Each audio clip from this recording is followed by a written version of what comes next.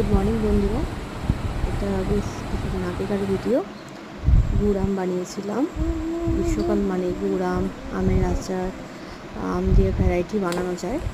তো যাই হোক, আমি গুড় আম বানিয়েছিলাম। তো দেখো, আমি গুড়ের সাথে আমটাকে ভালো করে একটু নেড়ে নিলাম কড়ায়। অন্যদিকে আমি ভাজা মশলার জন্য শুকনো লঙ্কা, ধনে, জিরে,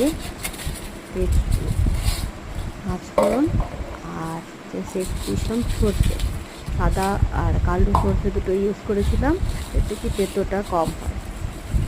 এটা কিন্তু এই ভাজা মশলার রেসিপিটা কিন্তু আমার শাশুড়ি মায়ের, আমার শাশুড়ি মা এই ভাজা মশলা ইউজ করেন আমের টক বা গুড় আমে। তাই আমি দেখো ওনার মতনই বানানোর চেষ্টা করলাম। অন্যদিকে দেখো আমার পুরো আম আর গুড় একসাথে ফুটে উঠেছে।